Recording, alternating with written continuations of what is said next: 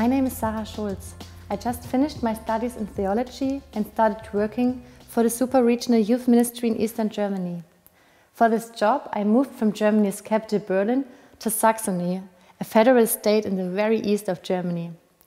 All my Berlin friends couldn't believe that I was really going to move there, because Saxony, like some other places in Germany, had some really bad press in the last months. There were many arson attacks on accommodations for refugees, and countless reports that people of color are being insulted and beaten all the time. And there are new political parties rising who are very successful because they use radical, right-wing and discriminating slogans which show utter contempt for human life. These slogans often target refugees and immigrants in general. They proclaim the end of Germany if we allow refugees to live in Germany. These parties live from the atmosphere of fear they create. The crazy thing is that those parties claim to advocate Christian values. From my angle, that simply doesn't make any sense. Because one very essential part of our Christian values is to give shelter to people fleeing from war, torture and death. That's what we can find in the Bible when Jesus talks about a good way of living. For I was hungry and you gave me food. I was thirsty and you gave me drink. I was a stranger and you welcomed me. Truly I say to you, as you did it to one of the least of these my brothers, you did it to me. That's the most basic and most important part of our Christian belief, to love God and to love our fellow human beings and to care about them. And well, the thing is, our fellow men are not only our loved ones, our family, our friends, but also all the others, even those who seem alien to us, and especially those who are in need. But enough of the preaching and back to my story. For me, it wasn't a hard decision to move to Saxony like my Berlin friends assumed. Mainly because I know this part of Germany very well, as my native village is located in the Saxon Erzgebirge, or like you would probably say, the Ore Mountains.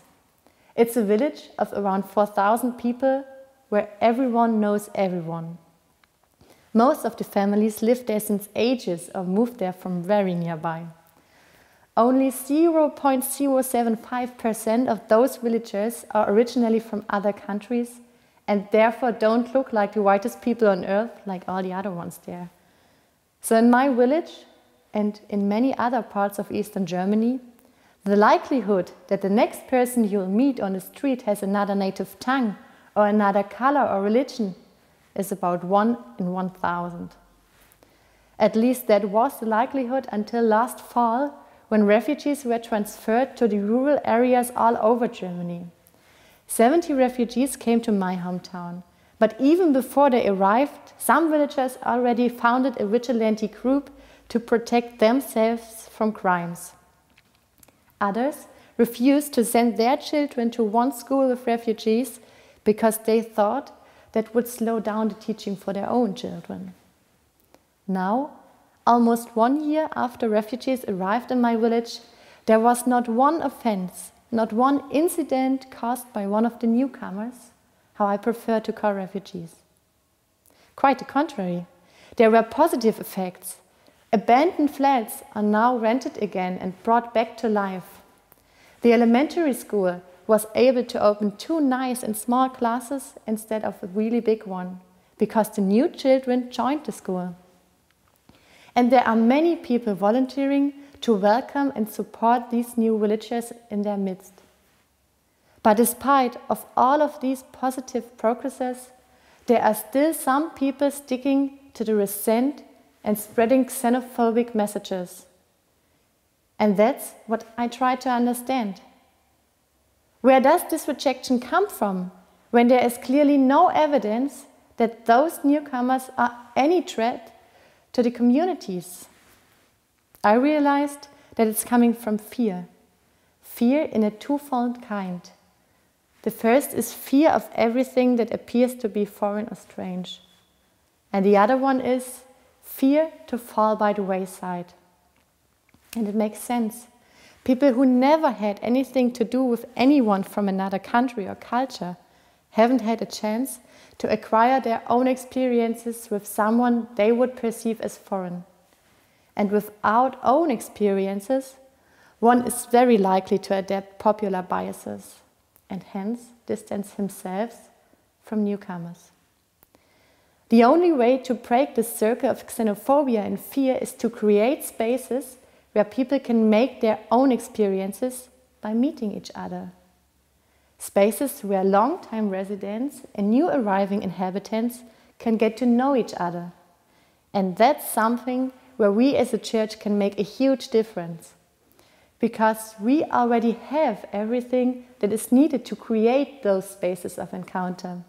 We have rooms where meetings could take place, and we have many people in our congregations who are emphatic and have great social skills. So why don't we start thinking about how we could make those encounters happen? How can our parishes or our schools, our Christian youth groups become intercultural meeting spaces?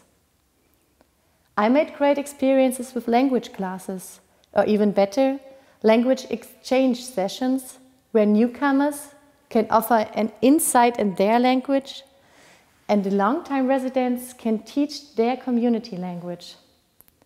The refugees I got to know when I lived and taught a German class in Berlin all had a huge interest in learning the country's language.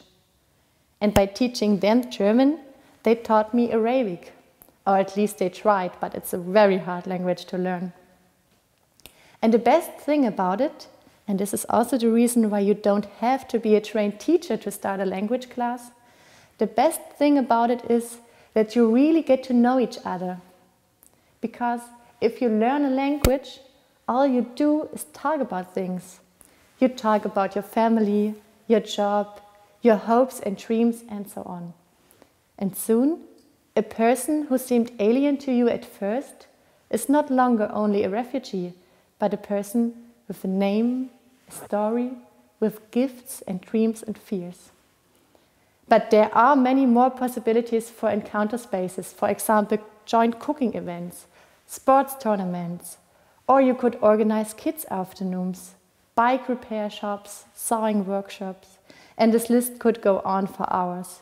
Because the only important thing is that people can spend time with each other, get to know each other, defeat their biases, and work together without a power gap. But I talked about a second fear earlier as well, the fear to fall by the wayside. This fear is increased by people and political parties propagating that governments give money to refugees instead of supporting the old established citizens. Slogans like that are de facto wrong. Scientific studies have shown repeatedly that in the long run, immigrants pay more taxes as they cost the governments in the first place. But despite the facts, the fear of sinking into poverty is a real emotion moving many people in our countries who live in uncertain circumstances. And this fear increases if you have to worry that the little money you had hoped for could be given to another one in need instead of you. And this is where we as a church have our second big task. We should inform the people and thereby disable biases like the one that refugees are getting huge amount of physical monies, whereas other people in need are being ignored. We need to inform our communities, our youth groups, senior groups, and all the people listening to us about the horrible reasons, the wars, the torture, the starvation, which makes those people leave their homes. And we have to use our voice in the society to make sure that the people who need support are not being played off against each other. Everyone in need should get the support enabling him to live a human life. If we as the UMC take our mission to serve the people seriously, as Jesus taught us, we need to take sides with the refugees and people in need, so that we can create a kind society together, a society not ruled by fear of the new and foreign, but a society flourishing due to the treasure of new experiences, stories, cultures, languages, traditions, ideas and dreams refugees are bringing to our countries from all over the world. We as a church can offer opportunities for encounter in our congregations. And we can create a new and positive atmosphere in our society. A new atmosphere where those newcomers are not labeled as problems, but where they are seen as the incredible treasure of experiences, ideas and dreams they are.